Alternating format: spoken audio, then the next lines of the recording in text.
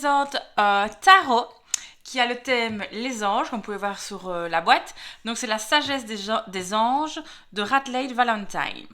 Donc c'est un tarot sur le thème des anges. Donc je n'ai pas encore un tarot sur ce thème-là, donc c'est le tout premier que j'ai. Donc ici voici un peu les côtés de la boîte. Donc c'est une boîte qui est dure, en carton. Et c'est le style un petit peu des tarots avec une explication comme les tarots de Dorine Vertu. Donc je vais un petit peu vous montrer, enfin vous lire ici l'arrière de la boîte. Donc somptueusement illustré par Dan Craig et fort d'une riche symbolique, ce magnifique tarot de 78 lames s'appuie sur la sagesse et la puissance des archanges pour vous aider à communiquer avec le divin. S'inspirant de la longue histoire du tarot pour approfondir chaque tirage, le grand cartomancier Radleigh Valentine présente sur chaque carte des clés de compréhension pour vous faciliter la pratique. Parce qu'en effet, à chaque fois sur chaque carte, vous avez, bon, on peut déjà voir ici un peu sur l'illustration, quelques explications de la carte, donc c'est vraiment très très pratique. Dans le livre d'accompagnement de 242 pages, vous découvrirez les 15 archanges les plus connus et leur spécialité, ainsi que l'interprétation moderne des messages et de l'imagerie du tarot traditionnel. Le travail magique des anges s'effectue différemment pour chacun. Croyez-en vous et en votre intuition et cherchez la guidance de l'univers adaptée à vous. Et c'est un tarot qui est publié aux éditions Exergue. Et il est au prix de 26 €. Donc voici la boîte. Donc voilà l'explication. Donc je l'ouvre. Donc c'est un tarot que j'ai déjà utilisé. Du coup, les cartes ne sont pas dans l'ordre, évidemment. Je vais remettre ça comme ceci. Voilà. Et alors, nous avons un beau livret. Donc voici les cartes. Donc ça, c'est l'arrière des cartes. Comme ceci. Alors, moi, personnellement, je suis pas très fan de l'arrière de la carte. Pas ce qui m'affole le plus, comme on dit. Ouais, non. Mais bon, ça ne me dérange pas non plus. Je veux dire, voilà. Elles sont dans l'aspect mat. Mat qui glisse bien, donc pas de problème. Et pour être vue qualité carte, je trouve qu'on n'est pas trop mal, pas trop fin, pas trop épais. Donc ça se mélange vraiment bien. On va un petit peu s'attarder sur, du coup, le petit livret. Donc livre explicatif. Alors pour vous dire la vérité, je n'ai pas encore vraiment regardé tout le livret. Alors pour chaque archange, Auriel et Gabriel, avec ma gratitude pour les épiphanies Sophie. Donc alors, on a le sommaire, donc introduction, comment travailler avec le tarot de la sagesse des anges, guide de consultation rapide, le sens magique des cartes, tous les arcanes majeurs, les arcanes mineurs, avec toutes les suites. Voilà, donc l'introduction, évidemment je ne vais pas commencer à tout vous lire, on est bien d'accord. Comment on travaille le tarot, la sagesse des anges, donc ça vous explique. Les particularités du tarot. Parlons des cartes habillées. Faire connaissance avec les archanges. Donc ça c'est pas mal si vous connaissez pas bien les anges et tout ça. De pouvoir les lire. Donc vous voyez l'archange Ariel, l'archange Azraël, l'archange Chamuel, Camuel, on a vu ça que ça se dit. L'archange, là je sais bien le dire évidemment, Gabriel, parce que mon nom de famille c'est Gabriel. L'archange Aniel, vous voyez l'archange Jérémiel, Jophiel, vous voyez donc tous les archanges. Donc il y en a, oh veux-tu, oh voilà. Voilà, démarrer le travail avec vos cartes. Bon, ils expliquent même le nettoyage des cartes. Préparer les cartes. Battre les cartes encore et encore. Tirer une carte. Puis des exemples de tirage, donc des tirages à 3 cartes. Le tirage en croix celtique. Qu'est-ce qu'il nous dit d'autre? Guide de consultation rapide, donc les symboles qu'il y a sur les cartes. Feu, eau, air, terre. Les archanges associés. Donc, voilà. Donc, par exemple, ici, on est dans la terre. Et là, j'ai l'archange associé. Je présume que Ça doit être ça. Donc le R. Attendez. Donc là, c'est numéro de la carte. Oui, ok. Avant que j'ai des bêtises, que je regarde tout. Parce que donc l'archange associé est en dessous à gauche. Numéro de la carte en dessous à droite. Numéro de la carte là, donc arcane majeur. Sur les arcanes mineures, numéro de la carte au-dessus à gauche, suite de la carte au-dessus à droite. Carte sagesse, archange associé. Donc, attendez. Donc valet. Je suis même pas sûre que... Vous voyez, je l'ai même pas encore mélangé. Ah oui, voilà. Ici. On regardera tout ça plus en détail. On va regarder tout le jeu. Du coup, là, j'ai l'archange. Voilà, oui. Donc, je retourne dessus. Donc, le rêveur. Donc, l'archange associé ici, là, j'ai M et ça correspond du coup à Métatron. Ok. Et alors, numéro de la carte, la carte 0, qui est là. Voilà. Alors, sens magique des cartes. Puis après, ça explique évidemment chaque carte, quoi. D'accord? Donc, chaque carte est expliquée en plus de ce qu'il y a ici pour avoir des explications plus complètes. Après, ça va évidemment dans les arcanes mineurs. Donc, bon, ça a l'air très, très, très complet, vraiment comme jeu. Donc, et je vous dis que je l'ai déjà utilisé, mais en fait, j'ai seulement une fois tiré les cartes du jour avec. Et je vois qu'il n'est pas mélangé, donc je ne l'ai pas vraiment utilisé, non. Je raconte n'importe quoi. Donc, du coup, je vais vous montrer toutes les cartes. On va un petit peu regarder ça. Et voilà, donc est-ce que je ne vais pas un petit peu zoomer? Attendez, je me tente une petite expérience. Voilà. Donc, je zoome un petit peu. Non, c'est trop. Voilà, comme ça. Ok, bon, c'est parti. Donc, le rêveur, donc c'est le nouveau départ. Faites-vous confiance, ignorez vos peurs et lancez-vous. Le magicien, qui correspond à la carte du livret et de la boîte. Il y a de la magie dans votre vie, ce que vous avez besoin de réussir réussira. Si vous y croyez, vous en êtes capable. Donc vous voyez, la grande prêtresse, je ne vais pas à chaque fois tout vous lire, mais franchement, ça explique quand même bien. Donc l'impératrice, l'empereur. Alors évidemment, ça respecte les règles du Rider-Waite, les amants, le chariot, alors la justice, l'ermite, la roue, qui correspond, vous voyez, aux d'autres cartes, la force, l'éveil. Donc évidemment, certaines arcanes sont renommées.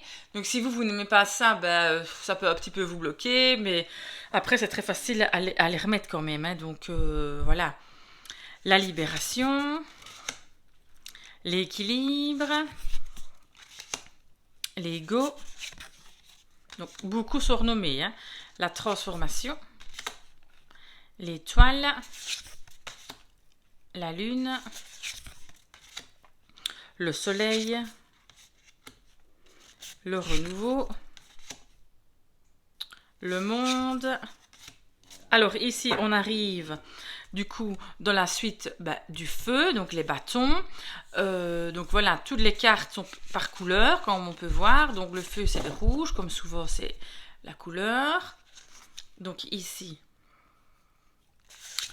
hop, voilà, on a le 2 de bâton. Donc, je ne vais pas chaque fois vous les dire, je vous les passe. C'est vraiment un jeu, je trouve, qui les cartes glissent bien. Elles font quand même pas mal de bruit. Je ne sais pas si vous entendez, mais quand même pas mal de bruit. Hein. Là, 7 de bâton, le 8, 9. Donc. Et à chaque fois, par exemple, ici, si on prend le valet de bâton, enthousiaste, optimiste, créatif, impatient, annonce d'opportunités enthousiasmantes, laissez sa créativité s'envoler, faites des choses qui alimentent vos passions, terminez ce que vous commencez. Donc chaque fois, ben vous avez, même sur les arcanes mineures, des explications sur la carte. Donc pour les débutants, je trouve ça vraiment génial, quoi. C'est pas qu'un mot-clé, donc c'est vraiment une petite phrase, quoi. Donc c'est vraiment bien. La reine avec le beau chat, moi j'adore les chats. J'en ai un, avant j'en avais deux, il y en a un qui est décédé. Il n'y a pas si longtemps, mais elle avait 18 ans, donc elle a vraiment bien vécu. Donc voilà. Alors, ici on est dans la série de l'air, donc de l'eau, pardon, donc c'est les coupes. Donc parce que l'air c'est comme ceci, donc là ce sont les coupes. Puis ben on voit les coupes de toute manière. Donc c'est vraiment bien, voilà, c'est vraiment bien fait comme jeu, facile à utiliser. Donc c'est quand même des grandes cartes. C'est plus grand, si je vous montre la taille d'un tarot. Attendez, je vais quand même vous le montrer, la taille des cartes. Elles sont quand même fort grandes, hein. Donc pour mélanger, c'est pas toujours facile. Alors je vais prendre une carte par exemple du Cosmic Cycle Tarot. Regardez. Vous voyez la taille de la carte? Donc c'est quand même plus grand qu'une carte classique. Cosmic Cycle a une taille de carte de tarot normale. Alors, voilà. On est toujours dans la carte série des coupes. Voilà, on arrive dans la série les épées, ma série préférée. Donc, ma série préférée, on dirait que je parle d'une série Netflix ici. Ma suite préférée. Donc, hop, le 6. Le 7. Hein. Perte de tranquillité d'esprit ou de liberté personnelle. Faites attention et soyez conscient des agissements d'autrui. Perte matérielle. Veuillez à être honnête avec vous-même. Des secrets gênants. Alors, je vais lire la 10 d'épée parce que c'est ma carte préférée. 10 d'épée, la voilà. Une fin qui apporte du soulagement, de la tristesse ou les deux. L'occasion d'un nouveau bonheur. Un poids en moins sur vos épaules. La fin d'une dépendance, une réaction mélodramatique. Bon, moi, le 10 d'épée, personnellement, j'aime bien que les épées, elles soient plantées dans le dos. Je suis assez traditionnelle. Bon, là, les épées, il y en a 10, elles sont là dans le truc qu'on nous y à côté. Et personnellement, je préférerais qu'elles soient plantées dans le dos. Mais bon, voilà. C'est mon avis. Hop. Le cavalier. La reine. Le roi. Voilà. Et on arrive du coup dans les deniers avec le petit symbole ici.